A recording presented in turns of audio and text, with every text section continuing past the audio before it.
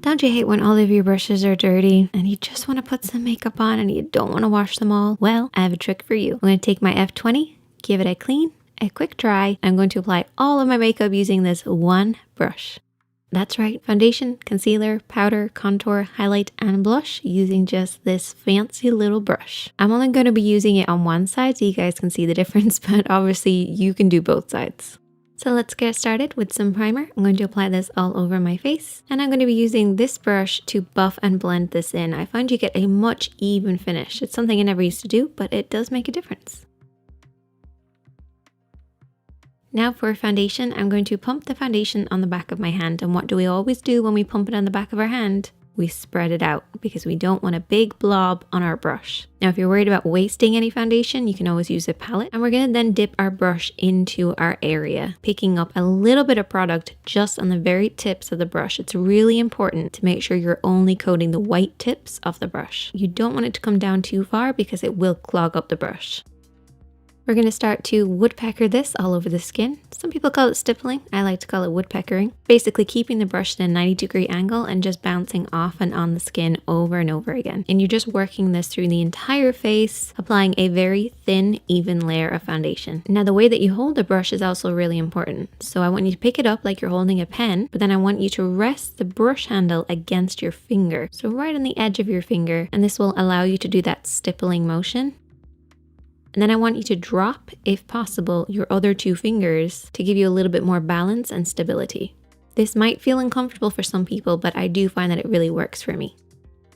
Once we have our foundation on, I'm going to apply concealer, working underneath the eye, alongside the edge of the nose, through the forehead, around the brows, around the lip, and a little bit on the jawline. Oh, and don't forget the corner of the eye. Then taking your brush, you're going to buff and blend this out, working exactly the same way that we've been using it the entire time.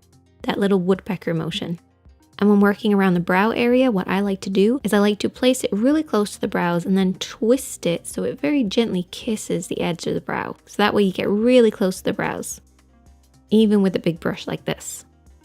Now our concealer is blended, it's time to move on to powder. Now because we've been applying liquid with this brush, it is going to feel a little bit damp, and this may cause your powder to kind of stick to certain areas, look a little bit uneven. So what I want you guys to do is to take a cotton pad or a tissue and just remove any excess moisture that might be on the brush. And it actually makes such a massive difference if you can see the before and after. The brush is now a little fuller, it's going to pick up the product and it's not going to be as damp. But we don't want to dip the brush directly into our palettes. You may have a residue of liquids and oils that were on your skin, and you don't really want to put them and collect them in your pressed powder. So another way to do it is to take a cotton pad or a powder puff, pick up the product on that, and then use that to pick it up onto the brush. Just a little bit more hygienic way to apply your powders. And then we're basically going to buff this all over the skin. Don't apply as much pressure as you have been applying, and set all of that concealer and powder in place. Now that everything's set in place, we can then go ahead and apply our highlighter brush and bronzer. And you're probably wondering how we're actually going to manage to do this without disturbing our blush or disturbing our contour using the same brush. Is it possible? Yes, it is.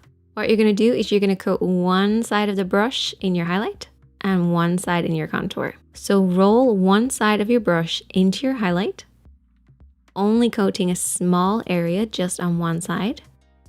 And then just apply this the same way as you would any type of highlighter.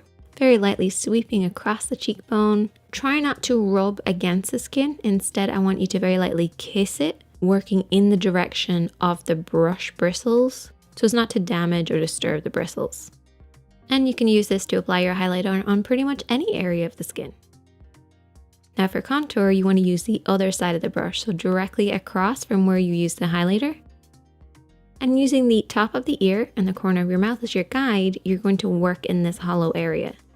And you can come at it from above or below. So if you're coming at it from above, you're just basically going to roll this across the hollow of the cheek. But if that feels a little uncomfortable, you can always come at it from underneath as well. And at this point, I realized that I'd picked up the wrong contour shade and it was a little yellow and too dark for me. Then you want to use the flat side of the brush to buff and blend this in, sweeping slightly upwards as you do so. And I don't know if you've noticed, but I'm actually holding the brush slightly further down on the handle. This will just soften the pressure. And you just want to keep buffing until you get a really nice finish. And the cool thing is you can also use the edge of the brush to work alongside the nose or maybe underneath the lip, across the jawline. Using just one brush is a great way to kind of up your skills a little bit because you have to be a bit more precise about your application. Once the rest of my makeup is on, I can then go ahead and pick out my favorite blush. I always like to leave it till last to make sure it matches my lipstick. I'm going to apply it with the flat top part of the brush. So apply a little bit at a time, and you really want to apply a very small amount because we want to slowly build this up, especially because we've only got one brush to work with here.